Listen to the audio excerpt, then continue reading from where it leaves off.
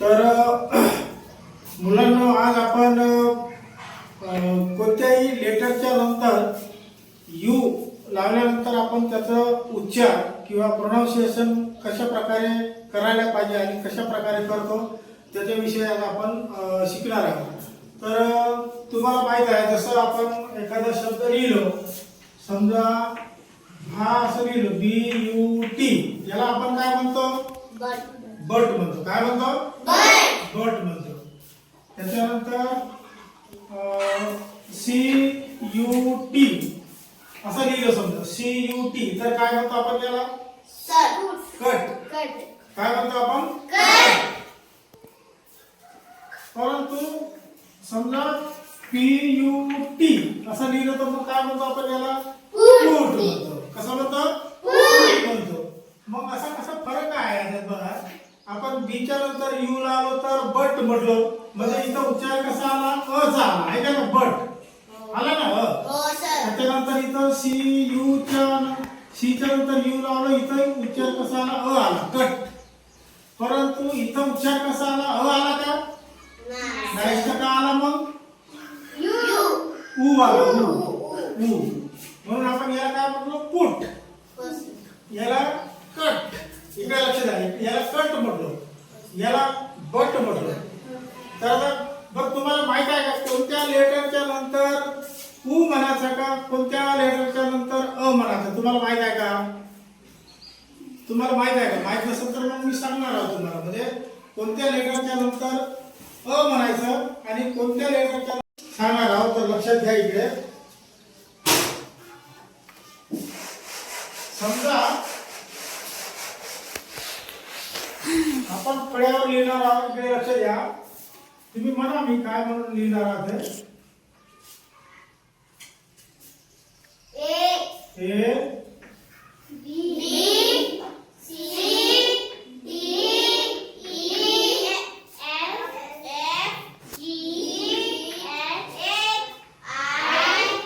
J K L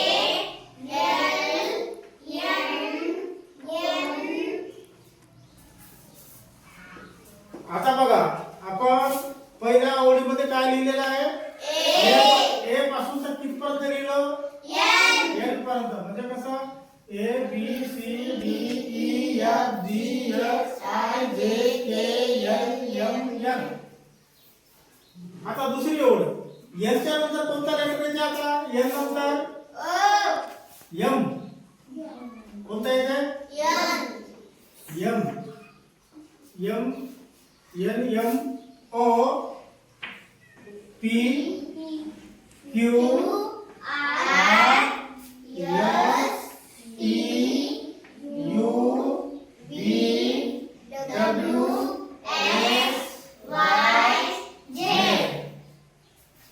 आता लक्षात घ्या, तुम्हाला फक्त एकच आठवण ठेवायचे आहे की जे लेटर ए पासून A B C D E F G H I J K L M N इथपर्यंत, यापैकी जेव्हा जेव्हा पहिला लेटर हा येतो आणि त्याच्यानंतर जर यू लावत असेल आपण, तर त्यावेळी त्याचा उच्चार कसा करायचा? अ सारखा करायचा.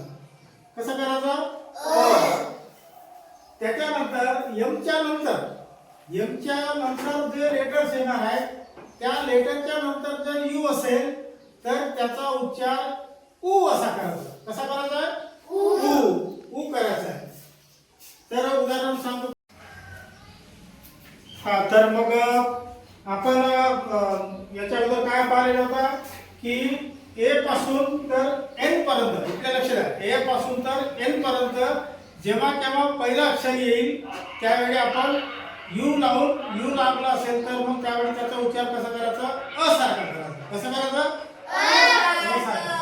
जसं याच्यापैकी एक लेटर घेऊ आपण. समजा बी घेतला आपण. बी समजा घेतलो तर काय होईल याचा उच्चार? BUT, but. BUT काय होते? बट. समजा आपण सी घेतला. CUT काय होते? कट.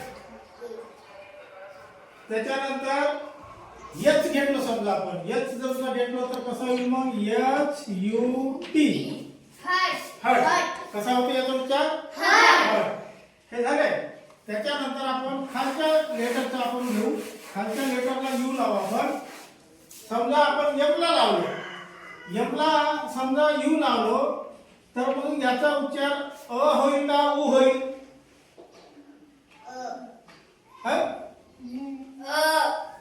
अ होईल का यू होईल उ होईल का अ होईल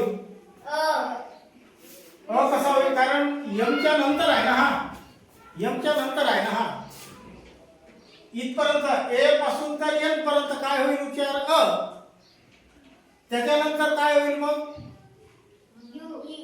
उ कसा होईल उ म्हणजे आता यम ला समजा लावलो तर आपण कसा होईल मग म्यूट कसा होईल याचा उत्तर उच्चार म्यूट समजा पी ला समजा यू टी लावलो तर काय होईल याचा उच्चार PUT पुट कसा होईल पुट त्याच्यानंतर समजा आपण यस ला लावलो SUT सूट कसा होईल उच्चार सूट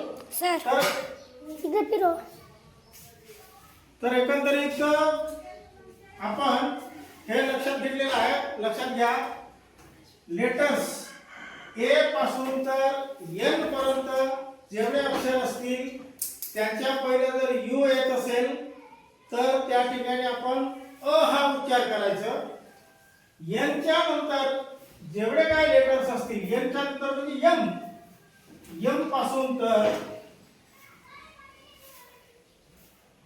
एम पासून एन झाला एनच्या नंतर एम पासून तर झेड पर्यंत एम पासून तर झेड पर्यंत याच्यापैकी जेव्हा जेव्हा यू च्या पहिले पहिला लेटर येत असेल तर त्याचा उच्चार उ असा करायचा कसा करायचा उ असा करायचा आला का लक्षात ठीक आहे